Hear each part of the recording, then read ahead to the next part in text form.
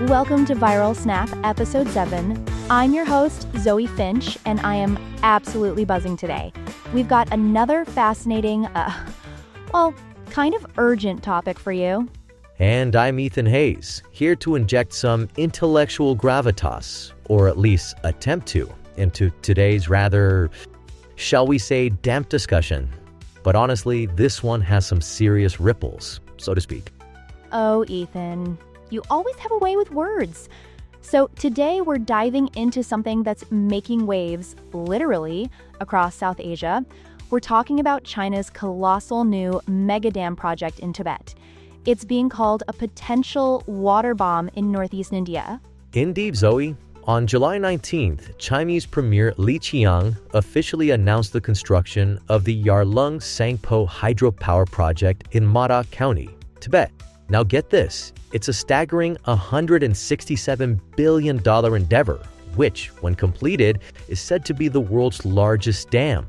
I mean, it dwarfs the Three Gorges Dam, generating enough electricity, get this, to power Britain for a whole year. Wow, that's truly massive.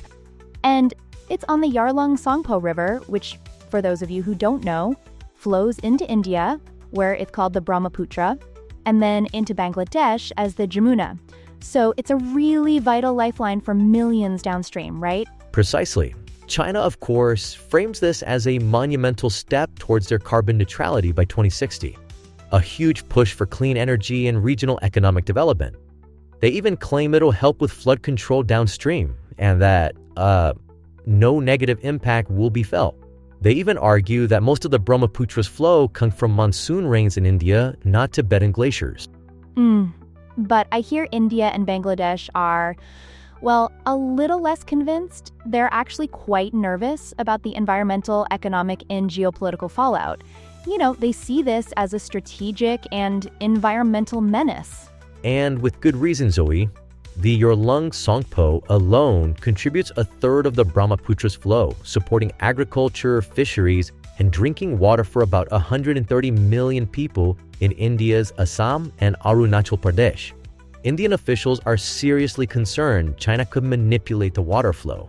I mean, we're talking about inducing floods like the devastating 2000 Siang River disaster, or conversely, worsening droughts during dry seasons. It's like, who controls the faucet? Yeah, that's a scary thought. And there's no formal water sharing treaty between China, India, and Bangladesh, which makes things even more precarious. I read that after the Doklam standoff in 2017, China even stopped sharing hydrological data with India, though they continued with Bangladesh. And apparently, data sharing agreements have since expired. It's a classic case of opacity fueling anxiety. And it's not just India. Bangladesh, for instance, relies on the Brahmaputra, or Jamuna, for over half of its irrigation needs. Reduced flows could lead to increased coastal salinity, compounding existing water stress from rising sea level. And it's not just about water volume, is it? The dam could also disrupt sediment transport, which is super important for the Ganges-Brahmaputra Delta. This could impact over 2 million livelihoods and threaten 218 fish species, including economically significant ones. Furthermore, this dam is situated in a highly seismically active, landslide-prone region. There were 2018 landslides that blocked the river and a 7.5 magnitude earthquake in Tibet just last December, shortly after this project was announced. It really underscores the risk of catastrophic failure. The environmental concerns intensify tensions, absolutely. And, there's always the human element. The threat of flooding Tibetan valleys, displacing communities, submerging sacred sites. It's historically a recipe for protest and, crackdown. It sounds like a ticking bomb, really. So what can be done to, diffuse this? Well, from an intellectual standpoint, the urgent need for cooperative water governance is paramount. A coalition of middle riparian countries, with India perhaps leading, could amplify downstream voices. They need to advocate for legally binding agreements, maybe under frameworks like the UN Water Convention of 1997. We're talking consistent hydrological data sharing, joint environmental assessments, and early warning systems for floods. That sounds logical, but is there anything more well, concrete on the table? Fascinatingly, some propose a South Asia water NATO, a multilateral alliance specifically for riparian states of the Brahmaputra, Indus, and Ganges, institutionalizing cooperation on water security.